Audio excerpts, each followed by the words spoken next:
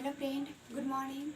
चलिए आज हम क्लास 10th का हिंदी और चैप्टर 3 जो है भारत से हम क्या सीखें, इसका लेखक दोस्तों है मैक्स मूलर। तो चलिए हम जानकारियाँ प्राप्त करते हैं भारत से हम क्या सीखें। सर्वविध संपदा और प्राकृतिक सौंदर्य से परिपूर्ण वह कौन सा देश है? यदि आप मुझे इस भूमंडल का अवलोकन करने के लिए कहें तो बताऊंगा कि वह देश है भारत।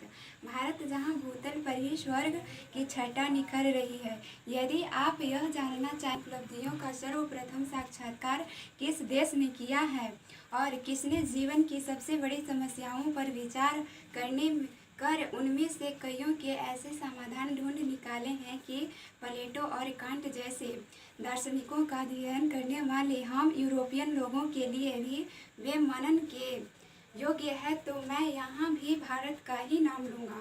और यदि यूनानी, रोमन और सेमेटिक जाति के यहूदियों की विचारधारा में ही सदा अवगाहन करते रहने वाले हम यूरोपियनों को ऐसा कौन सा साहित्य पढ़ना चाहिए जिससे हमारे जीवन का अंतर्मय, परिपूर्ण, अधिक सर्वज्ञ, अधिक विश्वव्यापी, यूँ कहें कि संपूर्णतया मानवीय बन जाए और यह जीवन ही क्यों और अगला जन्म तक शाश्वत जीवन भी सुधर जाए, तो मैं एक बार फिर भारत का ही नाम लूँगा।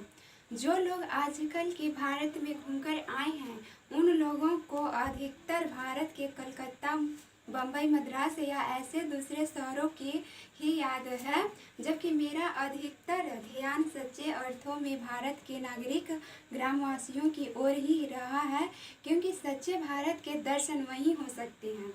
2-3 हजार वर्ष पुराना ही क्यों, आज का भारत भी ऐसी अनेक समस्याओं से भरपूर है जिनका समाधान 19वीं सदी के हम यूरोपियनों लोगों के लिए भी उतना ही वांछनीय है। केवल हमारे पास उस भारत को पहचान सकने वाली दृष्टि की आवश्यकता है।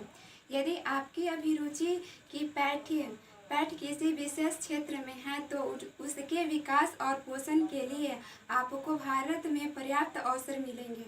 यदि आपने उन बड़ी बड़ी समस्याओं में रुचि ली हो जिनके बारे में अपने यहाँ श्रेष्ठतम विचारक सोच विचार किया करते हैं, तो आपको अपने भारत प्रवास को ज्ञान विज्ञान के क्षेत्र में निर्वासन समझ लेने की कोई आवश्यकता नहीं। यदि आप वो विज्ञान में रुचि रखते हैं तो हिमालय से श्रीलंका तक का विशाल वो प्रदेश आपकी प्रतीक्षा कर रहा है। यदि आप वनस्पति जगत में विचरना चाहते हैं तो भारत एक ऐसी फुलवारी है जो हकर्स जैसे अनेक वनस्पति वैज्ञानिकों को अनायास ही अपनी ओर आकृष्ट कर लेती है। तो ये रहा दोस्तों भारत से हम क्या सीखें। तो चलिए और भी आगे बताते हैं। यदि आपकी रुचि जीव जंतुओं के अध्ययन में है तो आपका ध्यान श्री हेकल की ओर अवश्य होगा, जो इन दिनों भारत के कलांतरों की छानबीन के साथ ये भारतीय समुद्र तट से मोती भी बीन रहे हैं। भारत का यह निवास काल उनके जीवन के सबसे सुनहले सपने की साकारता जैसा है। यदि आप निर्वंश विद्या में अभिरुचि रखते हैं तो भारत आपको एक जीता जागता संग्रहालय ही लगेगा। यदि आप पुरातत्व प्रेमी हैं और यदि आपने यहाँ रहते हुए पुरातत्व के उत्खनन के द्वारा एक प्राचीन चाकू या चमक या किसी प्राणी का कोई भाग ढूंढ निकालने के आनंद का अनुभव किया हो, तो आपको जनरल कनगिन की भारतीय पुरातत्व सर्वेक्षण की वार्षिक रिपोर्ट पढ़ लेनी चाहिए और तब भारत के बौद्ध सम्राटों के द्वारा निर्मित विश्वविद्यालय अथवा नालंदा जैसे बिहारों के ध्वंसावशेषों को खोद निकालने के लिए आपका फावड़ा आतुर हो उठेगा।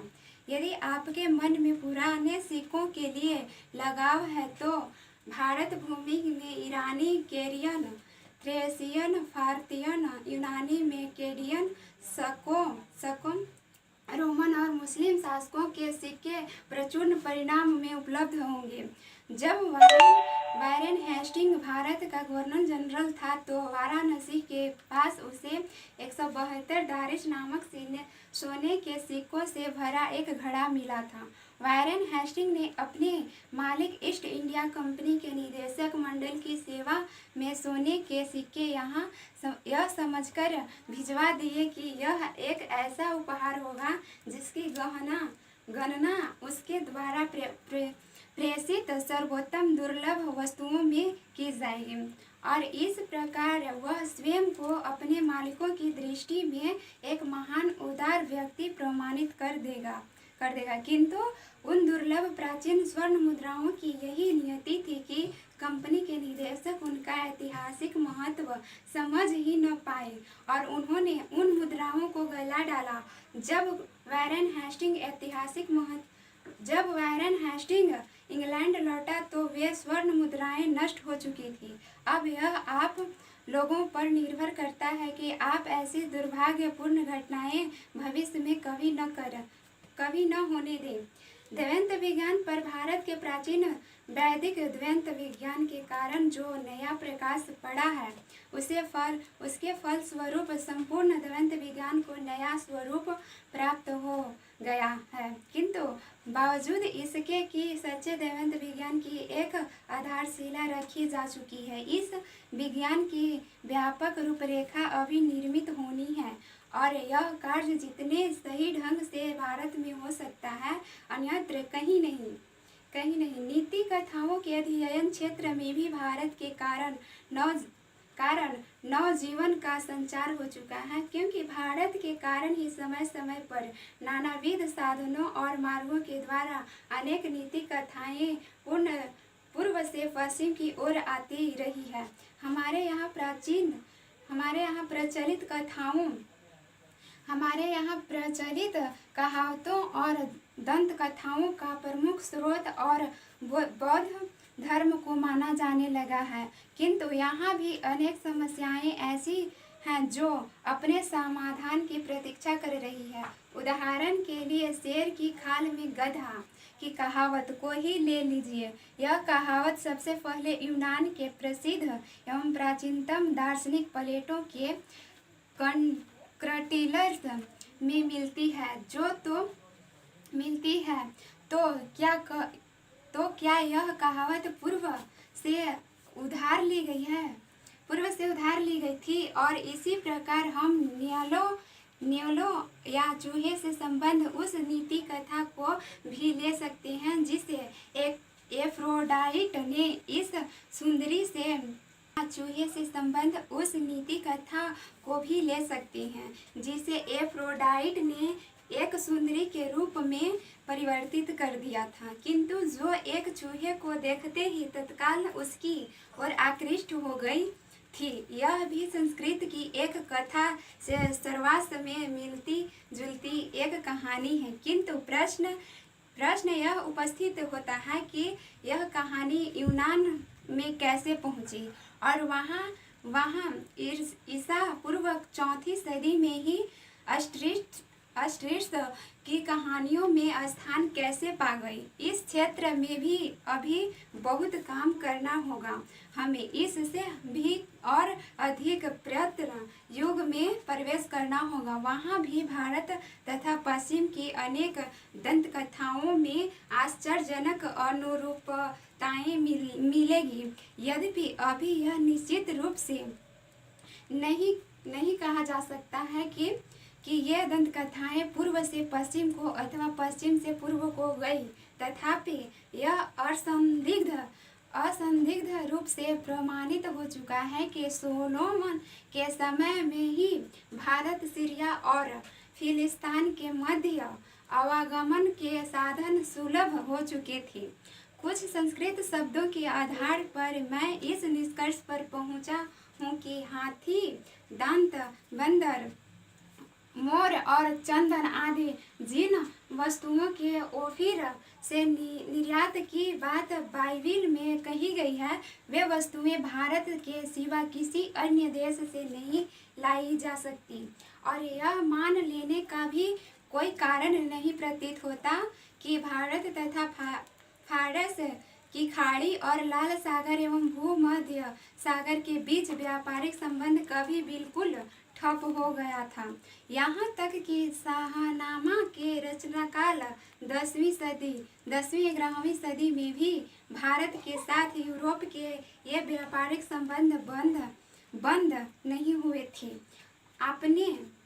आप में से कईयों ने भाषाओं का ही नहीं, भाषा विज्ञान का भी अध्ययन किया होगा, तो आपको क्या भारत से बढ़कर दूसरा कोई देश दिखाई देता है जहाँ केवल शब्द का ही नहीं बल्कि व्याकरणात्मक तत्वों के विकास और क्षय से संबंध भाषा वैज्ञानिक समस्याओं के अध्ययन का महत्वपूर्ण अवसर प्राप्त हो सके।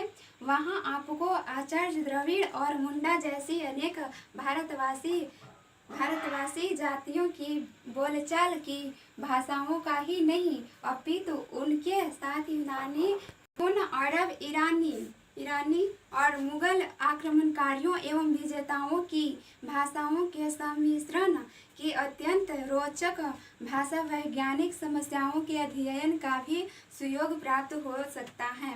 यदि आप विधि शास्त्र या कानून के विद्यार्थी हैं तो आपको विधि संहिताओं के एक ऐसे इतिहास के जांच पड़ताल का अवसर मिलेगा जो यूनान, रोमन या जर्मन के ज्ञात विधि शास्त्रों के इतिहास से सर्वास्त भिन्न होते हुए भी इनके साथ समानताओं और विभिन्नताओं के कारण विधि शास्त्र के किसी भी विद्यार्थी के लिए उपयोगी सिद्ध हो सकता है।